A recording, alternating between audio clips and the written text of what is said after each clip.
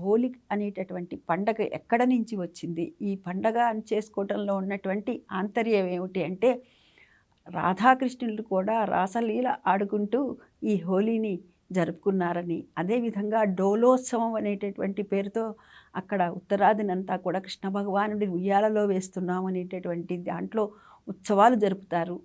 ఇక హోళిక అనేటటువంటి రాక్షసి పేరు మీద ఉన్నది కాబట్టి దీని హోళికా పున్నమి అనే పేరు వచ్చింది.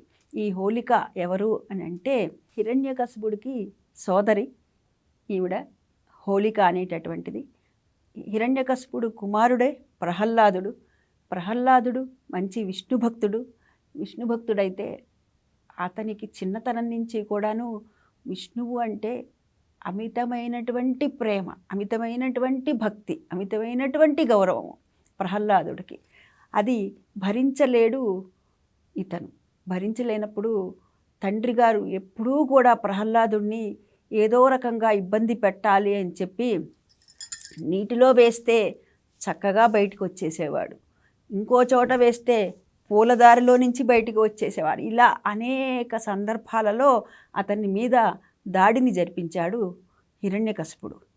అయితే అవన్నీ కూడా విష్ణువు యొక్క మాయ చేత, విష్ణువుని ఎందుకంటే భక్తితో కొలిచేటటువంటి వాడు కదా, అందుకని ఆ విధంగా వాటి నుంచి అన్నిటి నుంచి కూడా బయటపడుతూ ఉన్నాడు ప్రహ్లాదుడు.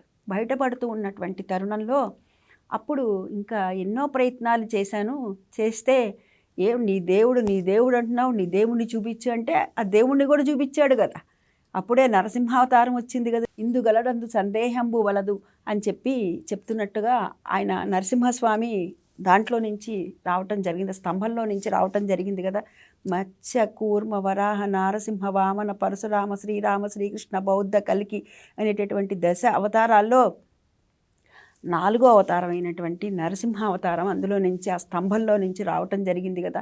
ఏంటి దేవుణ్ణి ఉన్నాడు అక్కడున్నాడు అని చెప్తున్నావు, ఇందులో ఉన్నాడా అందులో ఉన్నాడా ఇక్కడున్నాడా అక్కడున్నాడా అంటే ఎక్కడ లేడు నా దేవుడు, ఎక్కడైనా ఉన్నాడు అంటే ఈ స్తంభంలో ఉన్నాడా, అయితే ఈ స్తంభంలో నుంచి తీసుకురా నీ దేవుణ్ణి అంటే ఆ స్తంభంలో నుంచి వచ్చినటువంటి ఉగ్రరూపమే నరసింహ అవతారము. ఉగ్రం వీరం మహావిష్ణుం జ్వలంతం సర్వతోముఖం నృసింహం భీషణం భద్రం మృత్యో నమామ్యహము అని చెప్తారు. అంటే రూపం ఎలా ఉందిట, ఉగ్రరూపం. ఆయన మృత్యువుకే మృత్యువు, అలాగే కాపాడటానికి నేనున్నాను అనేటటువంటి అభయం ఇచ్చేటటువంటి స్వామి కూడా అని ఆ నరసింహ అవతారం ఆ విధంగా రావటం జరిగింది కదా.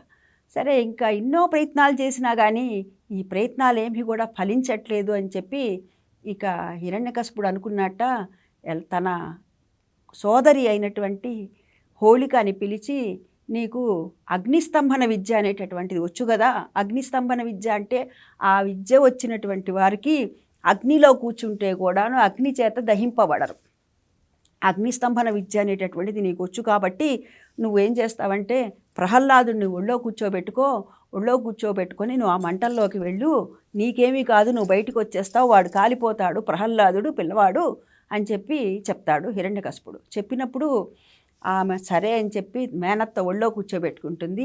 ఆ మంటల్లోకి వెళుతూ శ్రీహరి అంటూ నవ్వుకుంటూ వెళ్తాడు ఆ పిల్లవాడు ప్రహ్లాదుడు.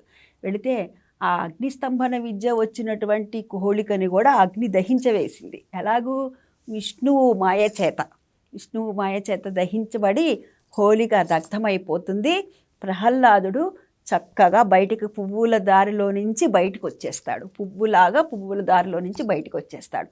అది గమనించినటువంటి హిరణ్యకశిపుడు చాలా బాధపడతాడు. తన సోదరి ఈ విధంగా అగ్నిలో దగ్ధమైపోయింది అని చెప్పి బాధపడతాడు.